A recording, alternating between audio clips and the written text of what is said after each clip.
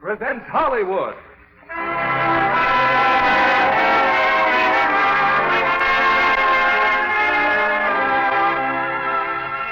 Lever Brothers Company, the makers of Lux Flakes, bring you the Lux Radio Theater, starring Olivia de Havilland and Richard Basehart in The Corn is Green. Ladies and gentlemen,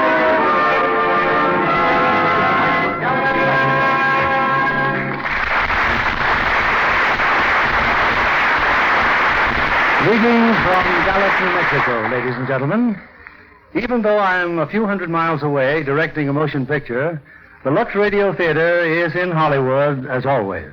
And tonight, we proudly present one of the finest actresses in the history of the American screen, Miss Olivia de Havilland, in the distinguished drama, The Corn is Green. Our play tonight, the Broadway stage success by Emlyn Williams, gives Miss de Havilland an opportunity to combine her great artistry with a great role. And appearing with her is the promising new star, Richard Basehart. The Corn is Green is the story of a schoolteacher who finds a student with a great future and then is almost defeated in her efforts to educate him for the future by a very simple obstacle, the human need for love. You know, today's teachers, like many others, have something of a budget problem. And of course, that's always a good opportunity for Lux Flakes. Every woman who runs a home these days, whether it's a full-time or a part-time occupation, needs to manage efficiently. Even on a small budget, Lux Flakes provides safe, dependable washing care that's thrifty, too. And now, here's The Corn is Green, starring Olivia de Havilland as Miss Moffat and Richard Basehart as Morgan Evans.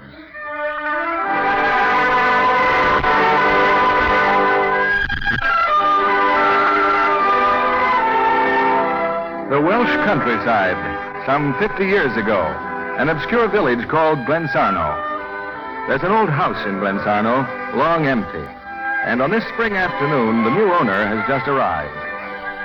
So I trust you will find everything in order, Miss Moffat. I will go now. No, please wait, Mr. Jones. You too, Miss Rombury. Oh, I do thank you both. From what I can see, you've arranged my things splendidly. But I want very specially to talk to you. Yes? Excuse me. Are you saved? I beg your pardon? Are you church or chapel? I really don't know. Anyway, what is that singing? The voice coming home from the mine. Oh, he burst into song on the slightest provocation. You mustn't take any notice. It's beautiful. The mine. Coal, is it not? It is coal, 3 miles over the hill. I see.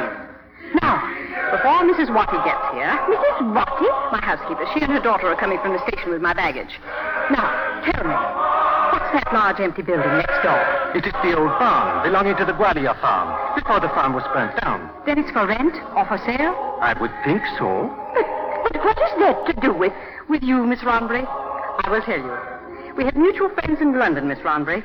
They have told me that you live alone, you have just enough money, you're educated, and time lies heavy on your hands. Oh, how horrid of them. But isn't it so? Well, not at all. When the right gentleman appears, I shall... If you're a spinster, Miss Rombury, well on in her 30s, that right gentleman is not coming. He's lost his way.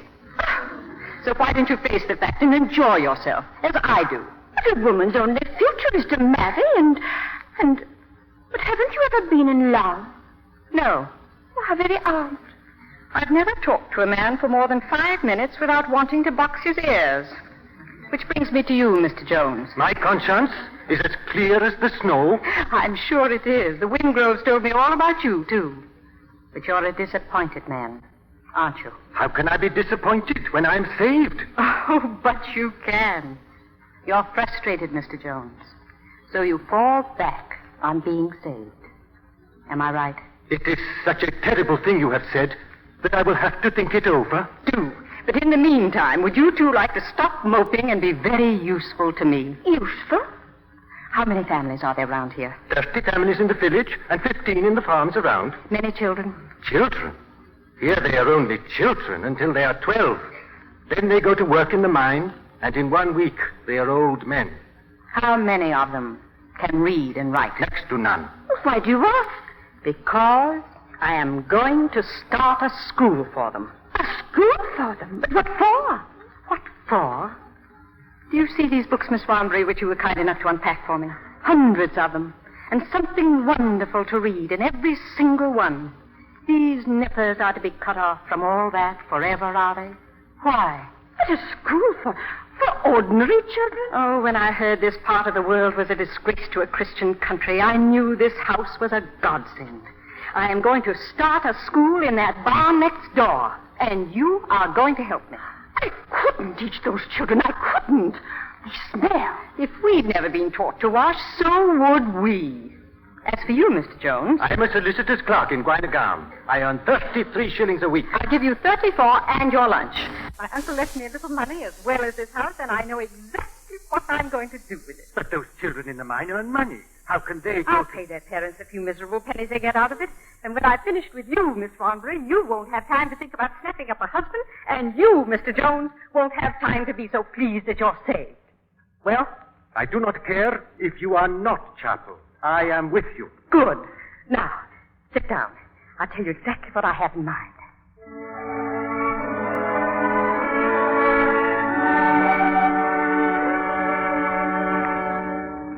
I disturb your supper, Miss Moffat, but the carpenter is at the back door about the barn, and the boys for the evening class.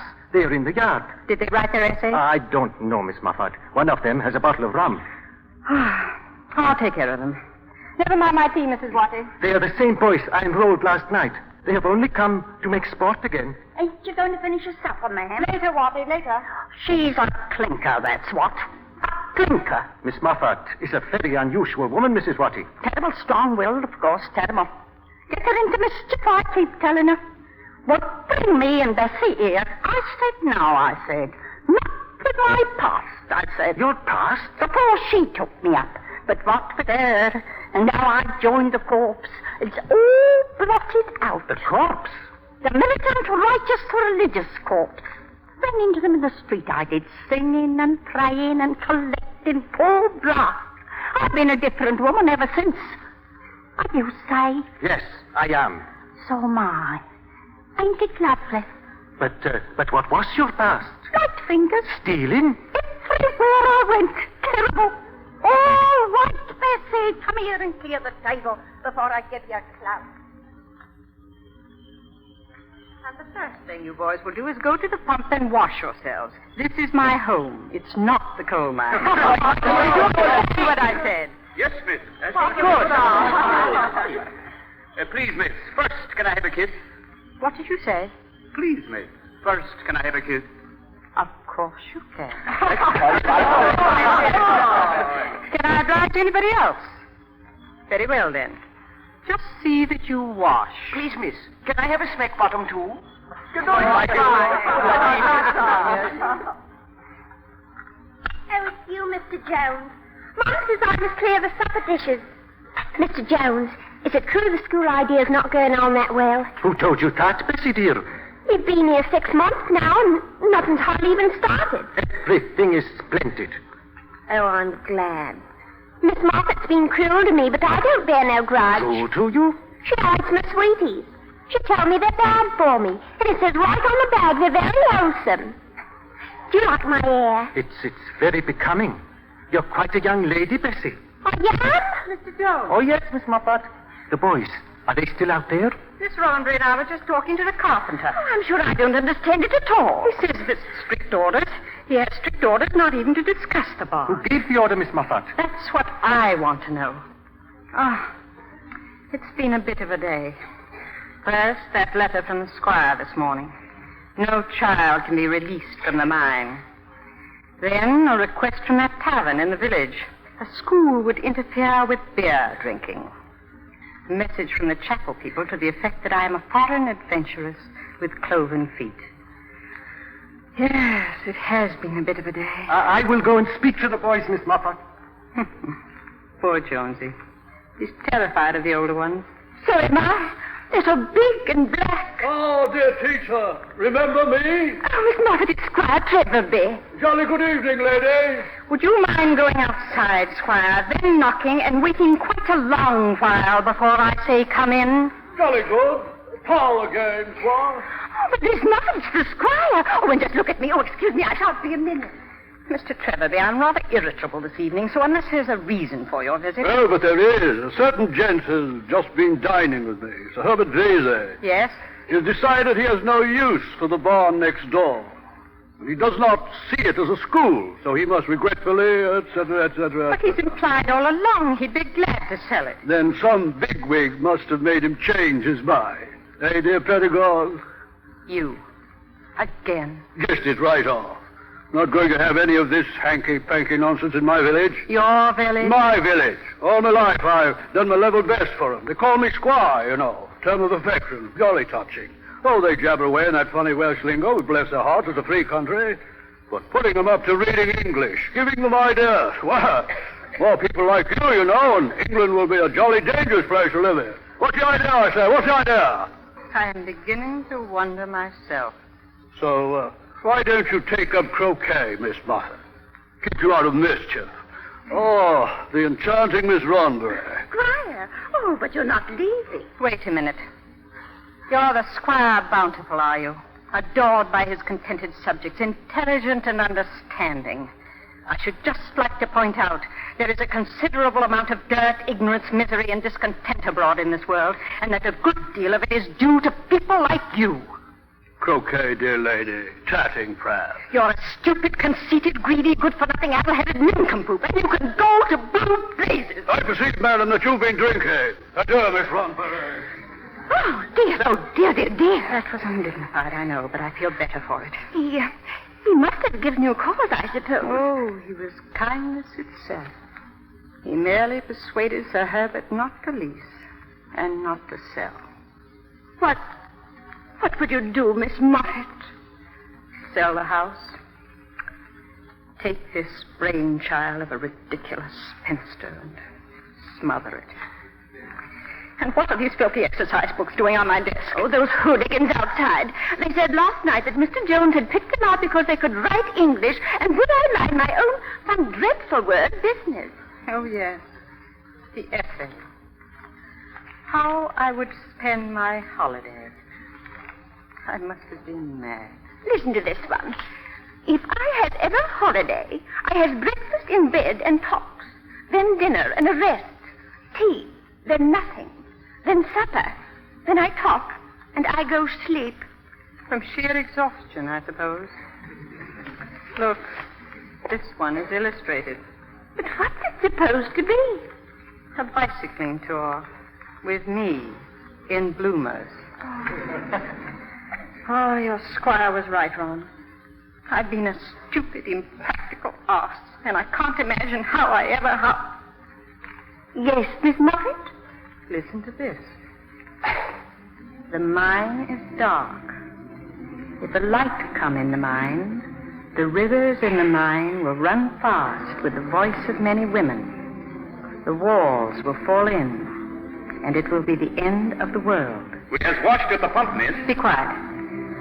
So the mine is dark, but when I walk through the something shaft, I think, in the dark, I can touch with my hands the leaves on the trees and underneath, where the corn is green. Go on reading. There is a wind in the shaft, not the carbon monoxide they talk about. It smells like the sea, only like as if the sea had fresh flowers lying about. And that is my holiday. Did you write this? What is the matter with it? Take your cap off. The spelling, deplorable. Mine with two N's and leaves, L-E-F-S. What was it by rights? A V, for one thing. I never heard of no V's, miss. And don't call me miss. Are you not a miss? Yes, I am, but it's not polite. Oh. You say yes, Miss Moffat, or no, Miss Moffat. M-O-F-F-A-T. No V's? No V's. Where do you live? The Des Moines, miss. Moffat. 4 miles from here. How big is it? 4 houses and a beer house. Have you any hobbies? Oh, yes. What? This, miss. Rum. Put the bottle away. Do you live with your parents? No, by my own self. My mother is dead, and my father and my 4 big brothers was in the big shaft accident when I was 10 years. Killed? Oh, yes. Everybody was. Who taught you to read and write? Taught? Taught, the verb, to teach. Oh, teached. Who taught you? I did. Why? I don't know. Can I go now? No. Do you want to learn any more? No, thank you. Why not? The others would have a good laugh. I see. Have you ever written anything before this exercise? No. Why not? Nobody never asked me. What is the matter with it? Nothing's the matter with it. It shows you may be very clever. Oh. Have you ever been told that before? It is news to me. What effect does that news have on you? It is a bit sudden. It makes me feel that I want to know what is behind of all them books here. Can you come tomorrow, 5 o'clock? Oh, not before 7, miss. 6 miles to walk. 7 then. That will be all. Good night. Good night, Miss Moffat. Are you the one I spanked? I am the one, Miss Moffat. Miss Rombrey? Mr. Jones? Come in here. Yes? Oh, I've been such a fool. It doesn't matter about the barn next door. We'll start the school here in this room. Hang the squire, I'm going to get those boys out of that mine if I have to black my face and fetch them up from the pit myself. Ring the bell, Mr. Jones. The bell, Miss Moffat? Ring it. I want the squire to hear it clear to Trevithy Hall. And when I walk in the dark, I can touch with my hands where the corn is green.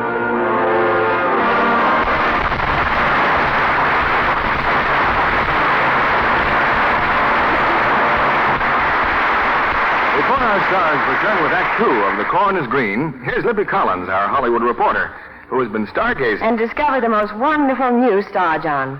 Of course, it was really Howard Hughes who discovered her. Vacationing with friends 3 years ago. He can pick a winner, all right. She's an exotic beauty. New Orleans born, California educated. When the fans see lovely Faith Demergue and Where Danger Lives, they'll go wild. A story full of suspense, isn't it? Oh, it's terrific.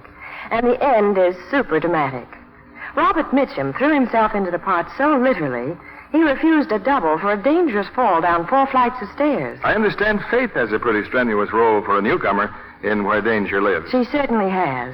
Her role takes her from fashionable life in San Francisco to a 4th-rate hotel in New Mexico. In one scene, which took 3 weeks to shoot, she wore the same simple cardigan blouse every day. But do you know, Lux Flakes kept it so fresh you'd think the wardrobe department gave her a new one every day. You can depend on Lux Flakes to keep washables nice as new. Well, Faith is just as enthusiastic about Lux Flakes for her own wardrobe. She loves solid colors dramatized with an exotic belt or scarf or earrings. Naturally, it's important to her to keep the colors true. She insists on Lux Flakes for everything in her wardrobe that's washable at all. There's no safer care for colors. Wrong washing methods fade colors far too quickly. In test after test, identical colors and fabrics stayed lovely up to 3 times as long when they were washed with gentle Lux Flakes. You can see why so many Hollywood stars make Lux Flakes care the rule for all their nice washables. And a wise rule for girls everywhere. Use Lux Flakes to give your washable cottons and rayons that lovely Lux look all summer long. Act 2 of The Corn is Green, starring Olivia de Havilland as Miss Moffat and Richard Basehart as Morgan Evans.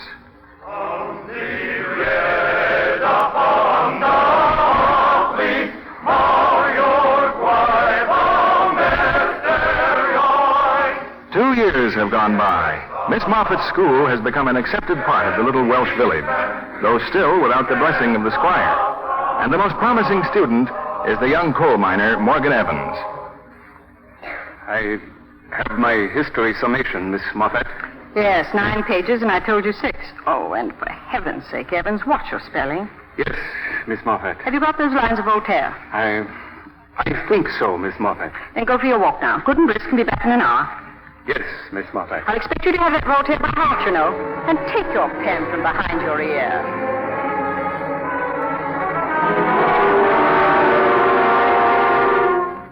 Sit up and beg, Evans. Turn a somersault. Shut up. Shut up or I'll knock your block off. Let me along, Bessie. Miss Moffat, all this ordering you about. I got eyes in my head if she hasn't. And I think you're getting sick of it. Am I? And what else do you think? I think that when she tells you to take a walk, you don't take a walk. I think you stop in the village regular, every afternoon, standing up at the bar, drinking rum. Right, aren't you?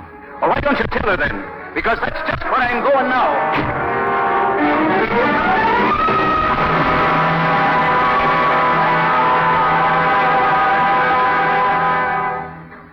4 o'clock, Miss Moffat. No sign of Morgan. I sent him for a walk, Mr. Jones. Brush the cobwebs from his mind and give him the chance to memorize his Voltaire. Oh, I hope he's not going to be slow at French. 2 years ago, he scarcely knew English. That's the wonder of it, Miss Ronbury. Morgan Evans has the most brilliantly receptive mind I've ever come across. Don't tell him so, but he... Is that you, Bessie? I thought you were in your room studying. I don't feel good. Poor Bessie, come here, dear. It's always sitting down, Miss Ronbury, studying at her desk. For 2 years now. I heard it ends and everything rotten away.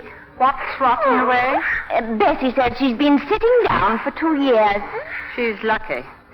What are these letters, Ron? More bills, I fear. Oh, the new desks. And that suit for Evans.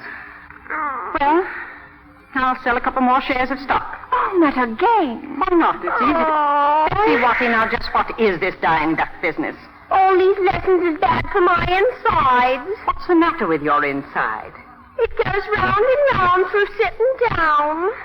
There is nothing to prevent you from going for walks between lessons. You can go for one now to the post office. Well, go, please. I'm not going. What did you say? I'm not going. Everybody's against me. I'm going to throw myself over to kill myself. She's got this girl. Betsy, you're going upstairs. And next week you're going to leave this house and go to work. Moffat! Out the window! Look!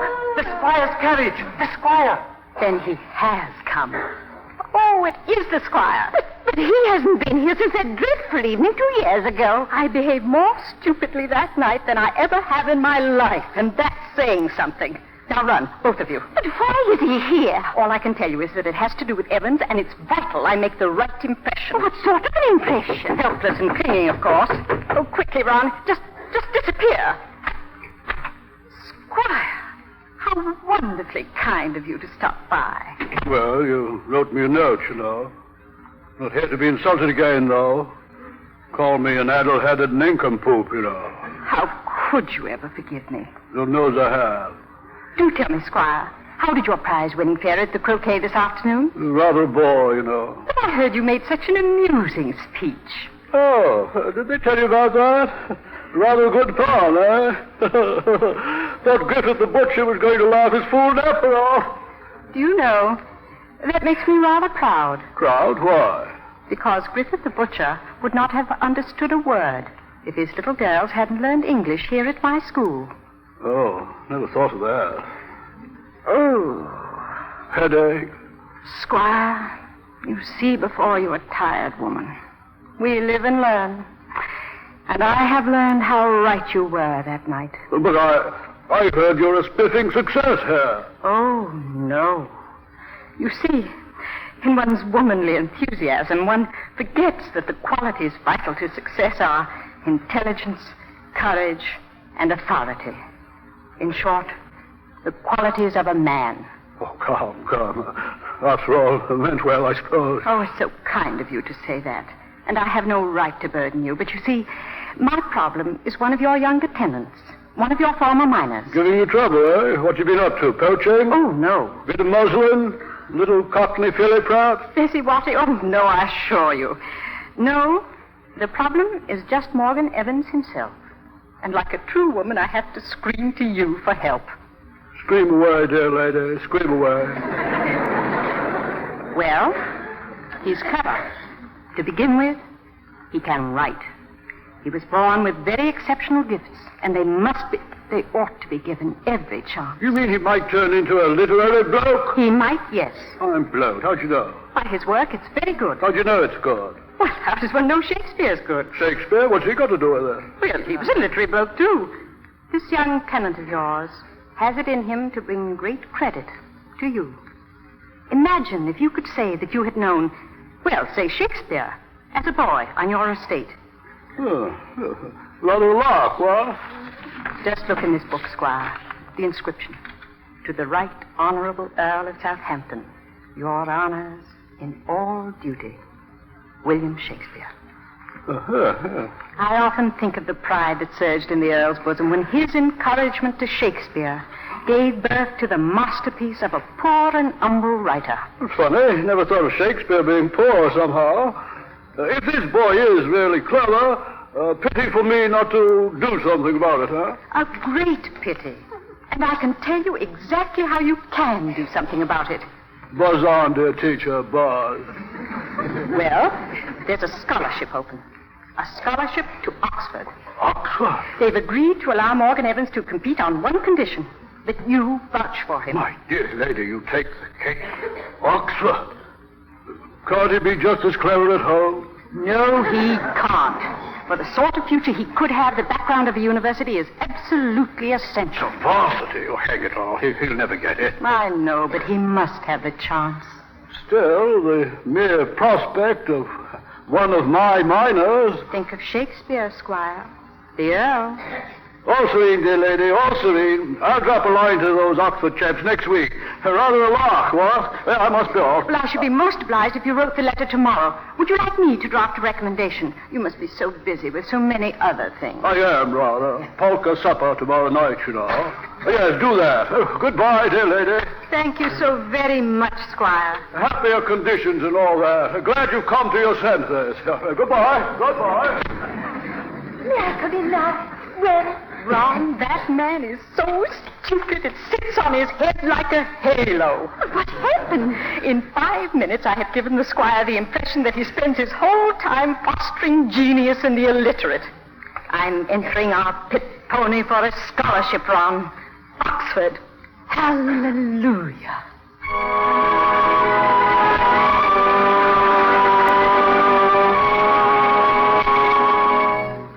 Yes, Miss Moffat.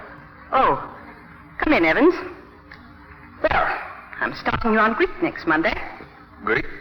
You'll need it. I'm putting you in for a scholarship at Oxford. Oxford? Where the Lords go? The same. Oh, and this is the nail file I mentioned. I'll show you how to use it. I shall not need Greek or a nail file in the coal mine. In the coal mine? I am going back to the mine. I do not want to learn Greek, nor to pronounce any long English words, nor to keep my hands clean. What's the matter with you? Why not? Because I was born in a Welsh hayfield when my mother was helping with the harvest. And I've always lived in a house with no stairs, only a ladder, and no water. And until my brother's was killed, I never sleep except 3 in a bed. I know that is terrible grammar, but it is true. What on earth has 3 in a bed got to do with learning Greek? It is a lot, trying to better myself. You cannot take a nail file in a public bar, Miss Moffat. I never heard anything so ridiculous. Besides, you don't go to a public bar. Yes, I do. I have been there every afternoon for a week, spending your pocket money. I've been there now. I had no idea you felt like this. Because you are not interested in me. Not interested in you? How can you be interested in a machine that you put a penny in and if nothing come out, you give it a shake? Evans, write me an essay. Evans, get up and bow. Evans, what's a subjunctive? Do you know what they call me in the village now? Kibakaresko, the school teacher's little dog. What has it got to do with you if my nails are dirty? Mind your own business. I never meant you to know this. I have spent money on you. I don't mind that. Money should be spent. But time is different. When you're as old as I am, 2 years is valuable currency. I have spent 2 years on you. Ever since that first day, the mainspring of this school has been your career. Sometimes, in the middle of the night, when I have been desperately tired, I have lain awake making plans, large and small, sensible and silly. Plans for you. And you tell me I have no interest in you. If I say any more, I shall start to cry, and I haven't cried since I was younger than you are, and I'd never forgive you for that. I'm going for a walk. I don't like this sort of conversation. If you want to go on, be at school tomorrow. If not, don't. I don't want your money, and I don't want your time. I don't want to be thankful to no strange woman for anything. I don't understand you. I don't understand you at all.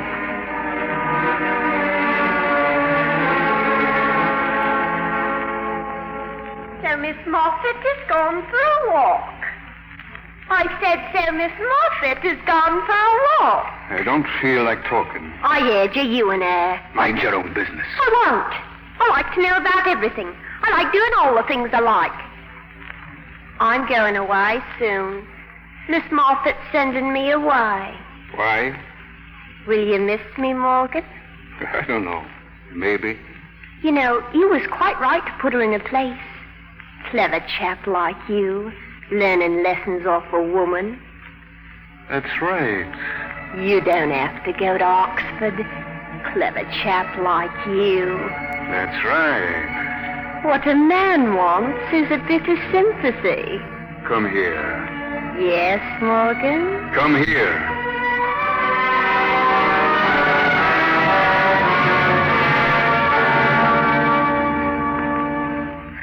Just think, Mrs. Watty, just think. The morning we've waited for has come. This morning, Morgan Evans takes the entrance examination for Oxford. Oh, what if he'd gone back to the mine last autumn after that dreadful scene with Miss Moffat? Oh, it was a rum, miss. Just a rum. Oh, dear me. The squire should be here by now. What's the squire coming for? To invigilate, of course. What was that, please, miss? The university appointed the squire, Miss Moffat, to watch him while he's taking the examination, so he cannot cheat. What a shame. Oh, I almost forgot. For you, Mrs. Watty, a card from Betsy. Oh, her again. But do you not miss her, Mrs. Watty? No. I don't like her, you know. Never have. But your own daughter. I know, but I've never been able to take to her. First time I saw her, I said no. Well, stopped snowing, Ron. You ought to be here soon, Morgan and the squire. Oh, Miss Moffat, would it not be splendid if he won? Not very likely, I'm afraid. 2 years isn't enough, Ron. Not even for him. He'll have strong candidates against him. Boys from good schools. It all depends on how much the examiners will appreciate a highly original intelligence. But wouldn't it be exciting? It would be a wonderful thing for him. It would be a wonderful thing for rural education all over the country. And most of all, it would be a wonderful thing for you. I know every trick and twist of that brain of his. Exactly where it will falter and where it will gallop ahead. And yet, not to know him at all. I woke up in the middle of the night thinking about Henry VIII. I have a feeling there may be a question about the old boy and the papacy. I'd better cram 1 or 2 facts into him before he starts. Oh, he must win it. He must. Miss Moffat! Yes, Mr. Jones? She's come back, Miss Moffat. Bessie, she's here. Aren't I, though? Oh, but it cannot be you. Your mother just received a card. Well, Bessie, this is unexpected. Isn't it just? Your mother's in the kitchen. Who's there to see Mum? Then why are you here? Questions and answers just like school again. It's you I've come to see. Perhaps we had better retire to the study, Miss Ronberry. Oh, yes, of course. I can give you exactly 1 minute of my time. Why? Morgan Evans is sitting for his Oxford examination this morning. Well, he needn't. He won't ever be going to Oxford. And why not? Because there's going to be a little stranger. I'm going to have a little stranger. You're lying. If you don't believe it's Morgan Evans, you just ask him. Ask him about that time you locked me up. The night you had words with him. Oh. Ordering him about as if he has no human feelings. You just ask him. I see. Why couldn't I have seen before? Does he know? I've come to tell him. And he'll have to marry me, of course, or I'll show him up. After all, the little stranger. Stop saying little stranger. If you're going to have a baby, then call it a baby. Have you told anybody? Mr. Jones is all. The squire's coming up the road with Morgan. I'll wait for him here. For the next 3 hours, Morgan Evans is not going to be disturbed.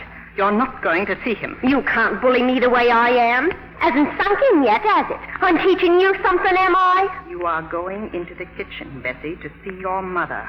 You will then go upstairs, and as soon as the examination is finished, we will talk it all over. When we're a little more calm. He's here. I got to see him. If you try to disobey me, if you attempt to stay in this room or blab to anybody about this before we've had that talk, even to your mother, I shall strike you so hard that I shall probably kill you. I mean every word of that. Well, I don't mind. 3 hours will go soon enough. Nobody home? Squire, so very sorry. Oh, how kind of you. Such a dreadful day. Not at all, Mrs. Pedagog. Anything for a laugh. Sit down, Morgan. The questions are in this envelope. Before I break the seal, I have a feeling they may bring up Henry VIII. I've written down a couple of dates. Here, memorize them. Yes, Miss Moffat. Glad it isn't me. Really quite stupid, you know. Just don't get exuberant, Morgan. No. Nor illegible. No. But aren't you going to wish my protege good fortune? Good luck. Thank you. Ready? Ready. This is your examination. Now go to work.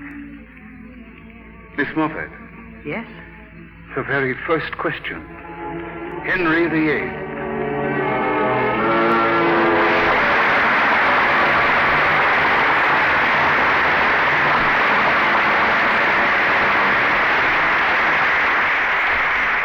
After a brief intermission, we'll resume with Act 3 of The Corn is Green. And now, from Gallup, New Mexico, we bring you our producer, William Keeley. An hour ago, I was in one of the most primitive parts of our country, creating the atmosphere of 1865 for my new picture of Frontier Days starring Errol Flynn. 60 minutes and 50 miles later, I'm back to the comforts and pleasures of the 20th century. Sitting beside me in the studio tonight is one of the hardest working members of my cast for Rocky Mountain, the glamorous Patrice Wymore. I've enjoyed every moment of it, Mr. Keeley. I can hardly wait to get back to Hollywood to see the rushes when we get back to the Warner lot. Did you see Warner's preview of Bright Leaf before we left Hollywood? Yes, I did. And Gary Cooper was wonderful. Patricia Neal and Lauren Bacall, too. You know, they play such contrasting types. Yes, and speaking of contrast, making a picture here on an Indian reservation must be quite a change for you from dancing on Broadway. Indeed it is. But I'll say this. Lux flakes are just as useful. Every night when we get back to the hotel, I lux my nylons. I've had simply wonderful luck. Not a run, even in my shearless nylon, since we've been here. Well, we'll probably be here for another 6 weeks, but I think I can promise you an ample supply of Lux Flakes. I'll remember that promise. Down here, I appreciate Lux Flakes more than ever. The desert sand seems to get into everything. I just couldn't get along without Lux. Thank you, Patrice Wymore, for joining Mr. Keeley tonight. Girls all over the country agree with you that Lux is a must for precious nylons. Strain tests prove that washing stockings with a strong soap or rubbing with cake soap make runs come quickly. But Lux Flakes make nylons last twice as long. You'll find it pays to give all your nice things Lux Flakes care for that lovely Lux look. We pause now for station identification. This is CBS, the Columbia Broadcasting System.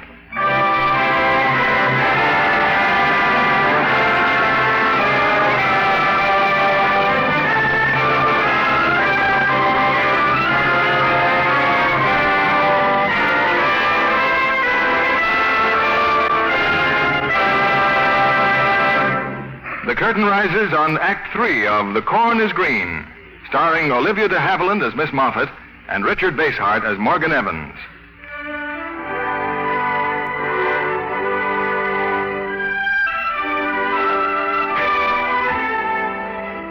It's midsummer now in Glensarno, 7 months since Morgan Evans took the examination for Oxford.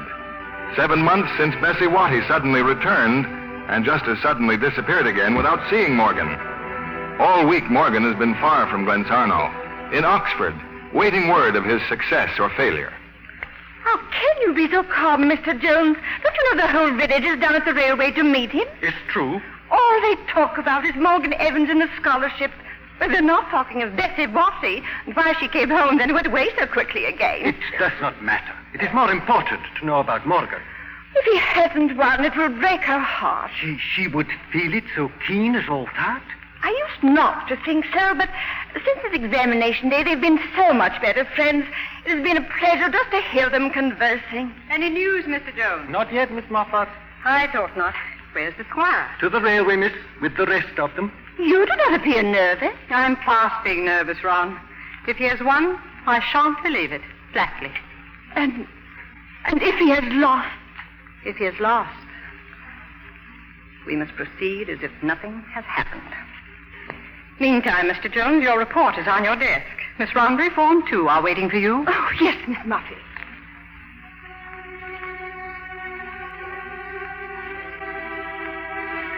If he has lost.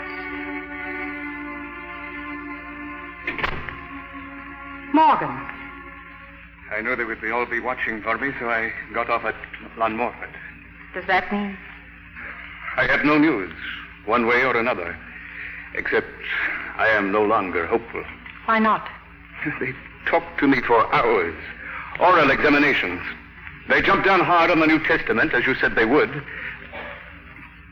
You are very pale. Better than a raging fever. Go on. I spent 10 minutes explaining why St. Paul sailed from a town 300 miles inland. Oh, dear. And the French? Not good. I said naturellement to everything, but it did not fit every time. Did the president send for you? He did. He asked me if I had ever had strong drink. I looked him straight in the eye and said no. Oh. I was terribly nervous. My collar flew open. He did not seem impressed with me at all. Then, as I was leaving, he appeared to be sorry for me in some way, and I received the impression that I had failed. When shall we know? Today, tomorrow, the next day. They will send you the word. Failed. I cannot even talk about it. But we must talk about it. You faced the idea of failure the day you left for Oxford. But now I have been to Oxford and come back. Come back from the world. Since the day I was born, I have been a prisoner behind a stone wall, and now somebody has given me a leg up to look at the other side. They cannot drag me back again. They cannot. They must give me a push and send me over. I've never heard you talk so much since I've known you. Well, that's just it. I can talk now. The 3 days I have been there, I've been talking my head off. My second night there, I took a walk. There was a moon up. Not the same moon I have seen here. A different face altogether.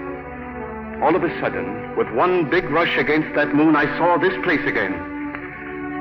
You and I sitting here studying. And all those books, and everything I have ever learned from those books and from you, was lighted up like a magic lantern.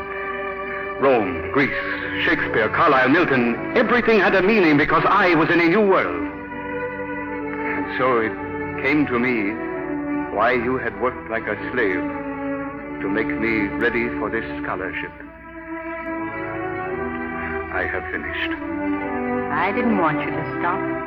I had not been drinking, Miss Moffat. I know. I can talk to you, too, now. Yes. I'm glad.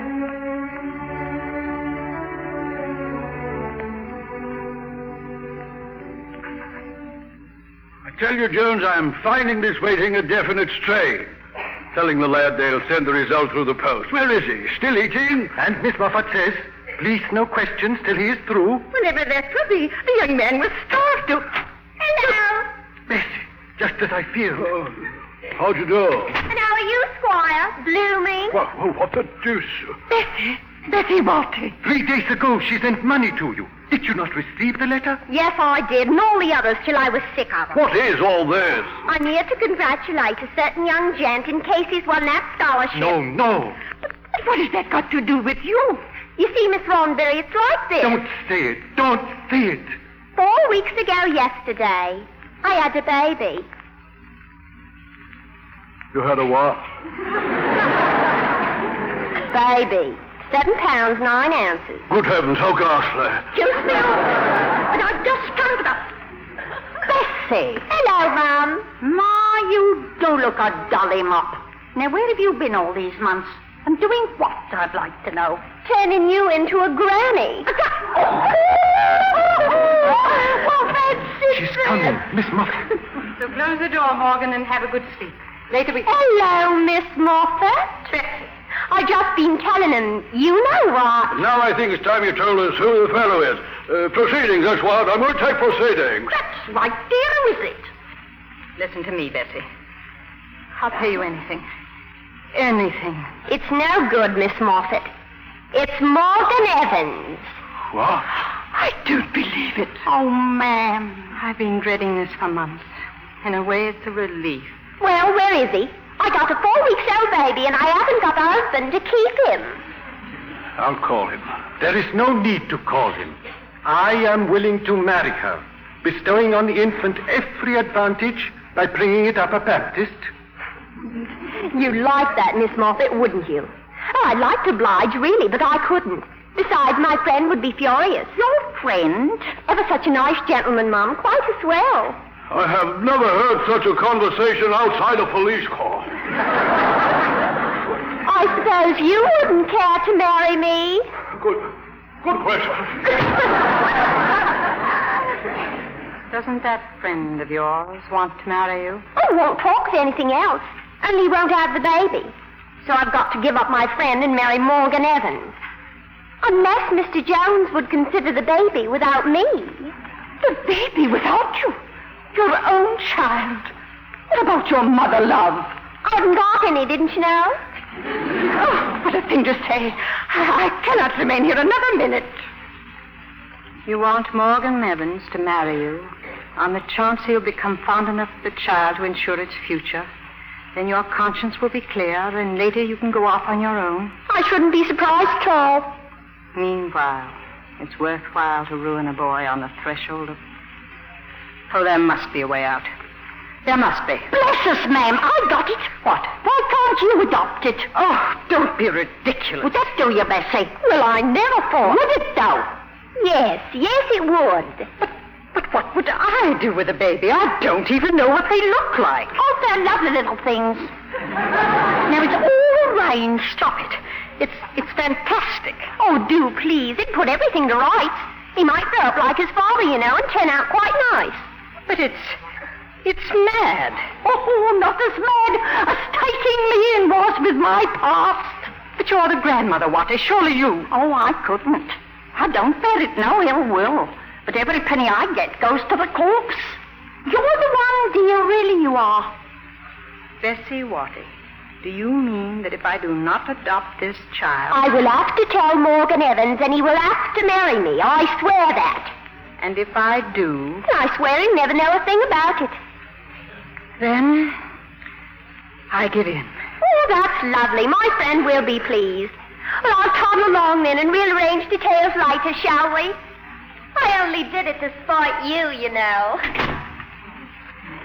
Well, that's settled. For which we must be truly thankful. For which we... Morgan. Has she gone? Why?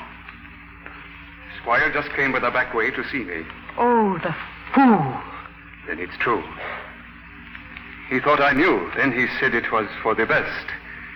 That I ought to be told. Oh, why should this happen? There is no need for you to upset yourself. Miss Moffat is going to take care of What? I'm going to adopt it.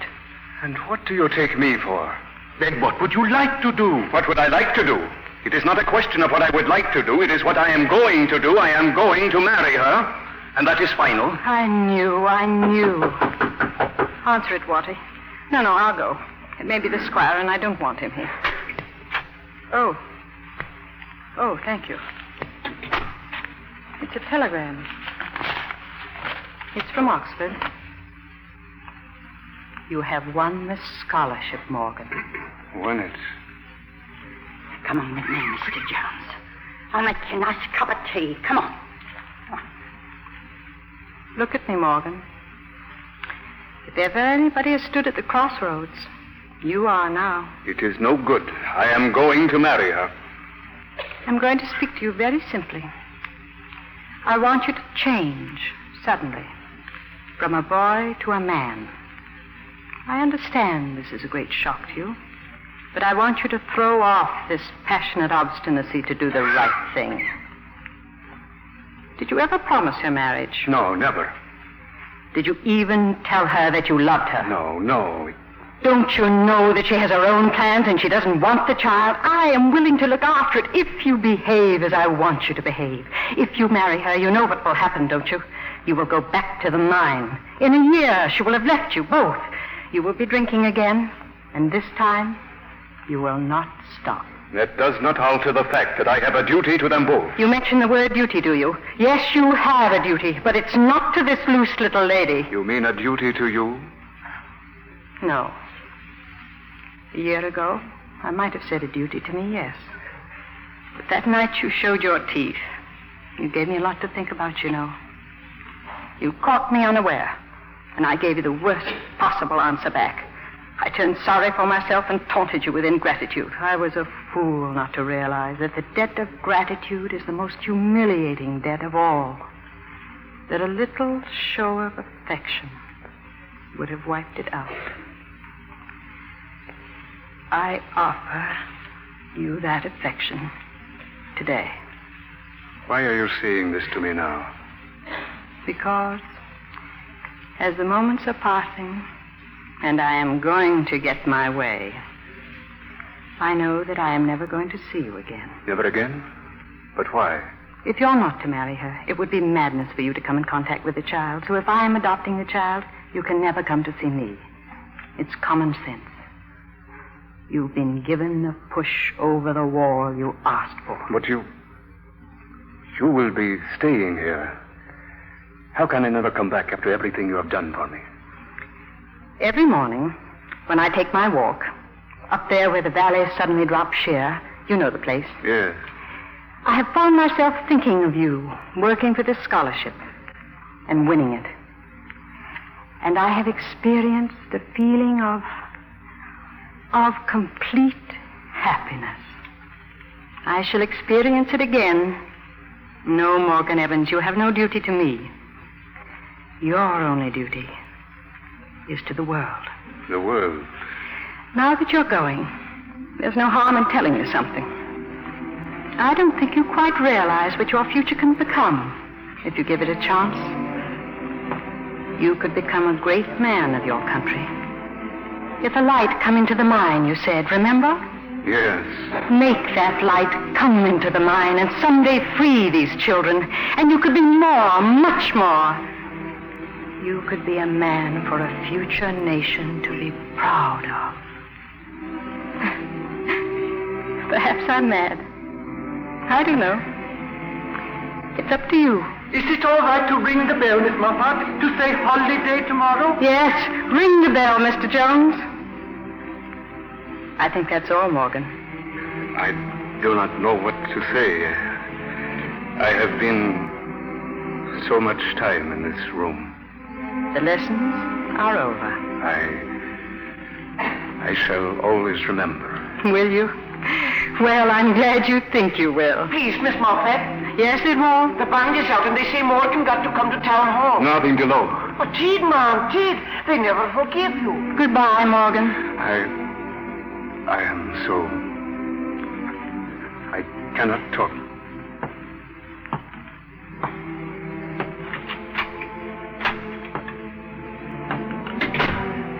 Has he gone, miss? Yes. It's all over.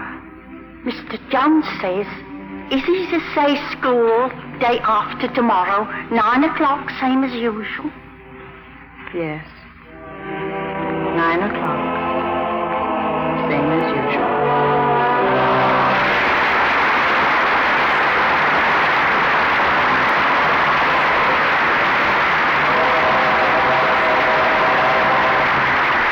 Our stars will return for their curtain calls in a moment. Now, here's Libby Collins with a summer vacation hint. Not about where to go, but what to take, John. You know, Lorraine Day travels a lot, keeping up with her baseball manager husband, Leo DeRocher, and her Hollywood activities. So she's learned how to look glamorous while living out of a suitcase. Her favorite negligee for traveling is deep blue nylon with a net yoke edged with lace. It packs easily and never needs ironing. A wonderful traveler. Especially if its traveling companion is Lux Flakes. Oh, Lorraine insists on Lux care for all her lingerie. Silk and rayon as well as nylon. And that's smart, because there's no safer care for subtle colors and delicate fabrics. Actual washing tests prove that Lux Flakes care keeps pretty slips and nighties new-looking 3 times as long. It's foolish to take chances with pretty things. Wrong washing methods can fade colors so quickly. Wherever Lorraine goes, Lux Flakes go, too. Why not take Lorraine Dave's tip when you travel this summer? Travel light with nylon lingerie and give it Lux Flakes care. At the end of your trip, your lingerie will look as lovely as ever. Get a box of Lux Flakes tomorrow. Wherever you are, all your nice washables can have that lovely Lux look. And now, here's Mr. Keeley with our stars. Our audience is waiting to congratulate our stars on a superb performance. And here they are, Olivia de Havilland and Richard Basehart.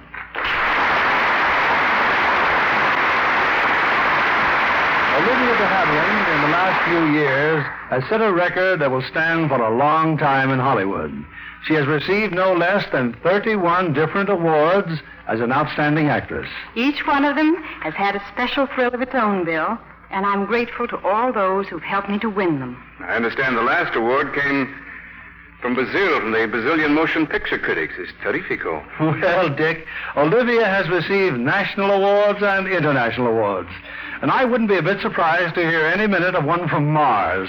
Perhaps a loving cup on a flying saucer. That would be entirely too thrilling, Bill. Do you have any plans for a new picture soon, Mr. Havilland? Well, my immediate plans concern the most wonderful production I know of. My baby. He's going to be christened soon. Well, are we invited? You certainly are, if you can come to San Antonio, Texas. That's where my husband was born and where Ben will be christened. Well, Olivia, I'd love to, but I'm afraid I'll be here in New Mexico working on a picture for quite a while. We still haven't heard about your picture plans, Mr. Havilland. But I think it's always good to have a change of pace. And so I'm looking for a modern love story to do next. Now, I'm sure your fans will enjoy that, Olivia. And now I'll give you two a little award of ours. There's some Lux Flakes in the wings for you to take home. Many thanks. I had instructions not to miss the Lux Flakes. But what about next week, Mr. Keeley? What have you planned? Next week, we've selected a gay comedy that's especially appropriate for this time of year. It's Warner Brothers' great laugh hit, John Loves Mary. And we'll have the original stars who made such a charming team, Ronald Reagan and Patricia Neal. Be sure to be listening next week for this grand entertainment. I know everyone will be listening and enjoy it. Good night. Good night, and we'll see you both again soon.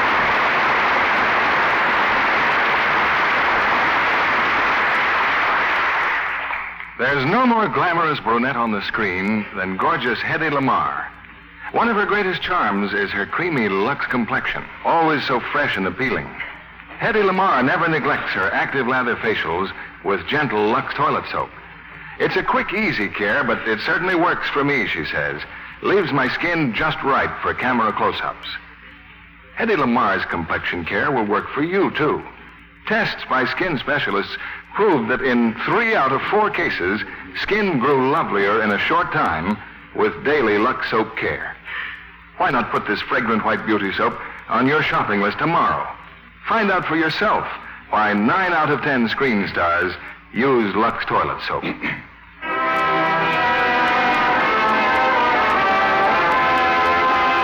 Lever Brothers Company, the makers of Lux Flakes, join me in inviting you to be with us again next Monday evening when the Lux Radio Theater presents Ronald Reagan and Patricia Neal in John Loves Mary. This is William Keeley bidding you good night.